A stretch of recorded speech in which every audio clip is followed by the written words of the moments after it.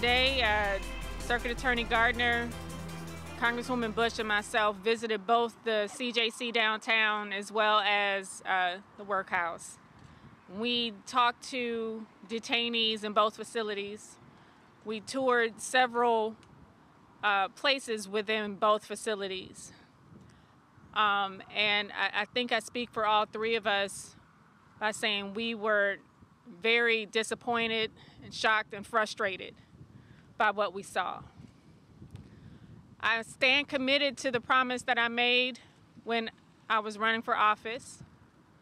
I stand committed to the budget that we introduced on Tuesday to zero out the funding for the workhouse. And today, the interviews that we had with the detainees in both facilities confirmed that this is the right decision. At the end of the day, people deserve to be treated with dignity and respect. As the daughter of someone who was incarcerated, this is personal for me. This is someone's father, someone's mother, brother, what we learned today, grandfather. Their rights aren't being respected or protected. We don't have all the answers today, but this is the first step to getting those answers. So thank you for coming, and I'm going to turn it over to Congresswoman Bush. Thank you.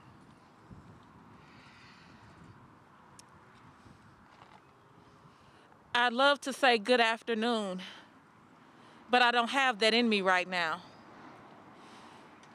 We just walked into two facilities within St. Louis, a place that we call home, a place that we love. As much as we already knew and we've heard about the conditions. Today we saw the conditions a different way. This is the reason why I ran for office. It's the reason why I believe and I know our new mayor ran for office. Because we wanted to not only be able to talk about, we didn't want to just complain about what we think is happening. We wanted to have access to see what's actually happening so that we can actually make change for real people. And so that's why we're here. This isn't something where it's just us wanting to just point blame and point no. What we want to see is people's lives changed who are housed in the Justice Center in the city and here at the workhouse. So we want to see that happen. So because of that, we walk away from this taking with us, listening to people say, free the slaves, listening to people say, I want to be able to have water so I can go to the bathroom. I don't want, like there's feces on the floor and I still get a tray. The people that are saying that the food is coming so cold when we get it every single day. Also, what is it? It's on a tray. I assume it's food, but what is it? And the idea, the notion that this is not a hotel is absolutely absurd. We understand it's not a hotel, but that does not mean that you do not treat people with dignity, respect, with basic kindness, that their basic rights shouldn't be met because they're in one of these types of institutions. And so because of that, we will do everything that we can to make sure that that everybody's rights are protected and whatever needs to happen, happens. If you hear it in my voice, I'm glad you do. Because had you seen the filth, the utter filth, the trash, the bugs, floors that are a different color than what they really should be. Had you seen people wearing clothing that has been maced and they're still wearing it. I've been sprayed with mace so many times. I know what it feels like, and I know how long your skin burns, and I know your skin can slough. I know that the clothes continue to make you burn if you don't take them off. Where are the cleaning supplies? This is our work. And now that we are in position to do something about it, that thing will happen. And if it does not happen, you will see my mouth, my hands, my feet, my team, and I believe the same along with the amazing women that are standing here with me right now. At this time, I'm going to turn it over to our circuit attorney, Ms. Kim Gardner.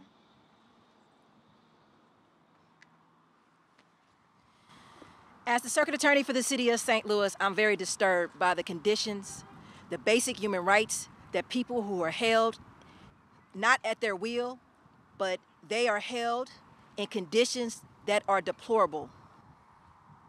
We as people, regardless of why they are there, they deserve the human basic needs of being met to have appropriate care, appropriate medical conditions, appropriate medicine, appropriate health care needs, mental health needs.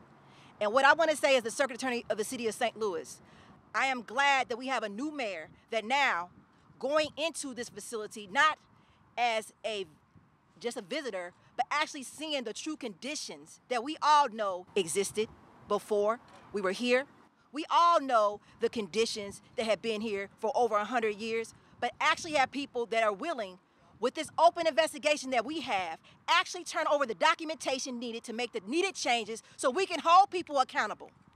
No longer will I not work with these women to address the inequities, not only in how we move cases, but at the same time, conditions that were at the hands of people who were supposed to protect detainees, protect their conditions, protect them in ways that they have no rights other than the Constitution, but to have equal ability to have access to basic human needs. Basic human needs. We have to look at how we work together. No longer will I have a public safety director who say we don't have information. No longer will I have people telling me there's no COVID positive testing or no contact tracing or no one has been affected. No longer will we not have misinformation and lies that day one, being a registered nurse, being the circuit attorney of the city of St. Louis, I have asked the public safety director, asked the mayor, as well as the health director, as well as corrections, to give me that information so we can actually make sure we are all doing our jobs in this system. So I'm in a unique position because I represent not just only the individuals that are held, but actually the people of the city of St. Louis. And public safety also starts with the basic rights of detainees, as well as making sure the public is safe from people who come in and out the jail to spread COVID in this pandemic. So I look forward to working with these young ladies and working with everyone who wants to actually implement reform, not just lip service, but actually reform a system that we all know is doing what it is meant to be done. It is beyond broken. It needs to be rebuilt fairly and justly and equal for all. That's not saying I'm not going to hold people accountable who break the laws or violate violent crime or prey on our citizens. But at the same time, they deserve basic human rights when they are held in confinement in any of our jails. So thank you.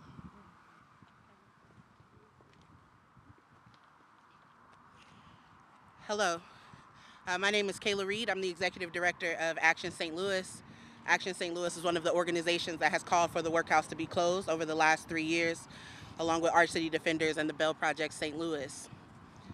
I am angry because for 3 years we have told the city that behind these walls, injustice is a regular occurrence.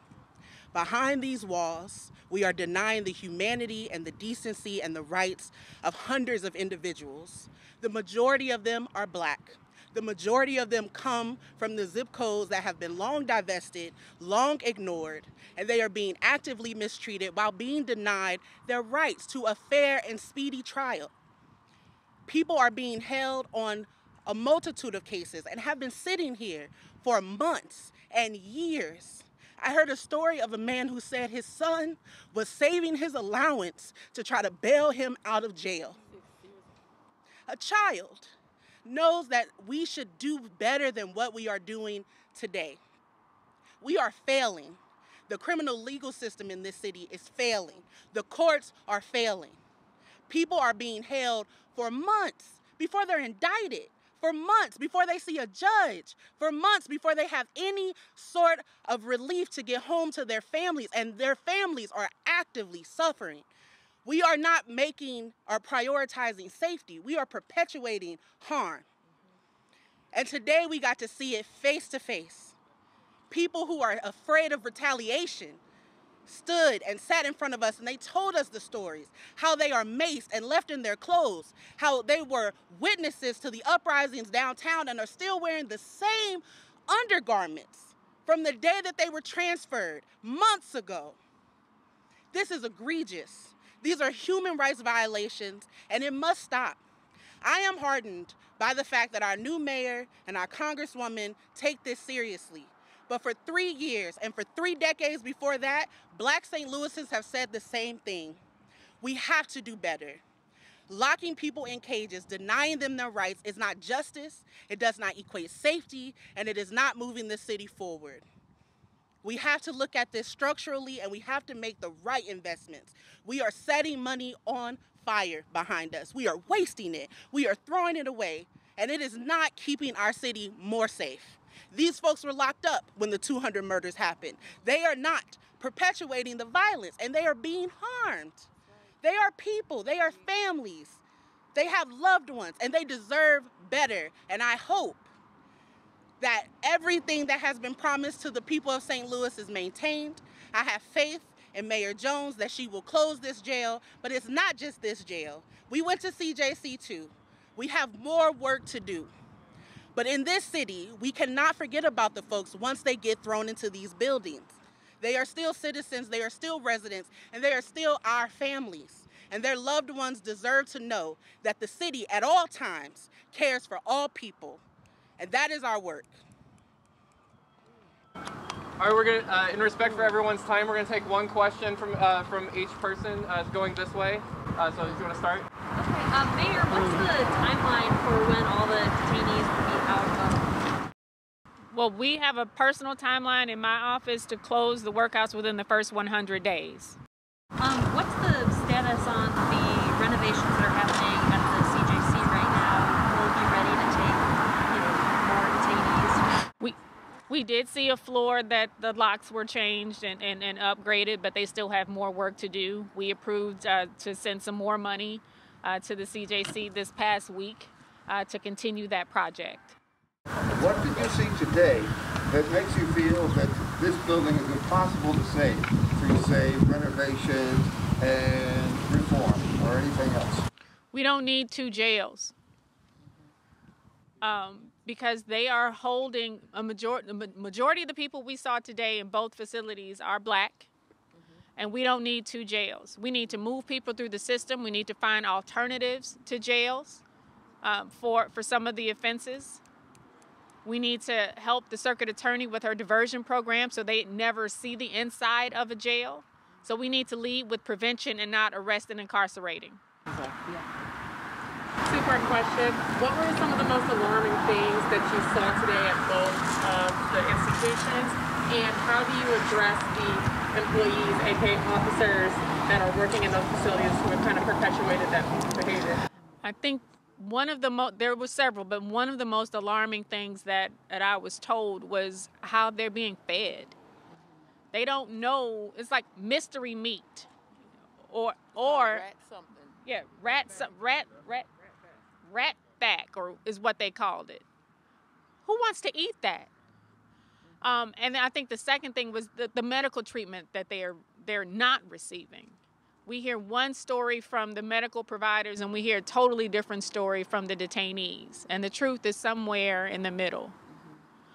And that has to stop. And let me add to that. The one thing that was really alarming for me as a nurse, walking into the infirmary,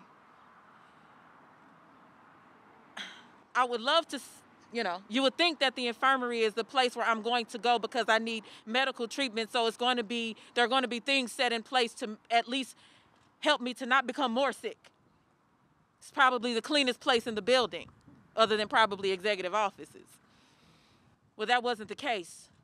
Trash, stacked up, stuff lying in the hallways. It was absolutely disgusting. It was disgusting for just a place that is like a vacant place, let alone a place that is an infirmary where people are sick.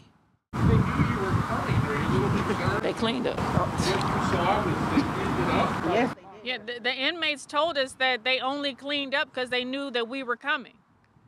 I'm sorry, not inmates, detainees. And they didn't even do a good job at cleaning it up. Yeah. My mother was in this jail in 1991. Her story is verbatim what we heard today. This is not a new issue, and the response has been the same up until now. It has been swept under a rug. It has been ignored. And that in those moments, it has worsened. These are the same complaints we heard 3 years ago when the protest started. It's the same complaints that we heard months ago when the uprising started. Folks are having concerns about the conditions, the services, the response time. 5 and 6 days for basic needs. 2 masks a week. 2 masks in 1 week. That is the standard operating procedure of the jails here. I didn't see hand sanitizer readily available. Testing is ad hoc. The data can be built on a house of straws. And so we know that this is a long-standing problem. But again, I tell you, in a city that is 49% black, every face that I saw was black today. And they all came from North City and the same neighborhoods in South City. This is a structural issue. The divestment correlates to the incarceration problem in this city. As long as North City is not getting the resources it needs, caging will continue to be the solution, and that is not a viable solution. It is not how we save children from going into this prison pipeline. It is not how we rehabilitate and strengthen families' ability to thrive. Well, we hired a new public safety director who's here with me today, Dan Isom. And I know that Dan has a track record of holding people accountable and following up. And so I have every confidence that Dan will follow through on everything that we saw today. Can you move all these people to new locations? Where are you going to put them? Or you think that those diversion programs and other programs will be able to put them at other places? That many people at that time. What do you do with the detainees? We are starting that process now. We will be looking at, with the help of the U.S. Attorney and the Circuit Attorney. Okay. With the help of the Circuit Attorney, the courts, the U.S. Attorney, our whole criminal justice system, we need to really dig deep and find out who really needs to be behind bars and move them through the system. Yeah, sure. So we have to keep this in context. And the context is we are in a pandemic scene like no other. So when you talk about case processing, these are people's lives. And people have rights to a trial, which was stopped with the pandemic. We have different levels that now, a month ago, we started having trials, but we still have to make sure that we keep the public safe, that we bring jurors in and to have appropriate trials and protect everyone. And I think that is a conversation we need to have. But at the same time, under my watch, we had reduced the prison population in MSI to the lowest it's ever been in the history of that building. And so when you talk about alternatives and programs, it's refreshing that now I have someone in the mayor's office who will share to implement reforms, because actually the people who arrest are the police department, and who they're arresting is what they bring into our office. And we have to look at public safety. And not everyone, and I'm not going to blanket that everyone is the worst of them, but we have people who commit violent crimes, and we have to understand that they have a right to a jury trial, as well as victims have a right to be heard in court and to be held accountable. And it's a process. This process has been daunting. It's always been a normal case process is 6 months to a year, but on top of a pandemic, it's been longer. But we have to protect the rights of all people. And unfortunately, I'm not the defense attorney, and I can't advocate for that individual case. I have to advocate for the whole system. And it's made up of many actors. So I look forward to the criminal justice ecosystem coming together and having real conversations on the complexities of this problem. This is not happen overnight. It's not going to change overnight. But now we have partners in these ladies to address the reforms that if we had support in the beginning, we can actually do more. So I look forward to working with them.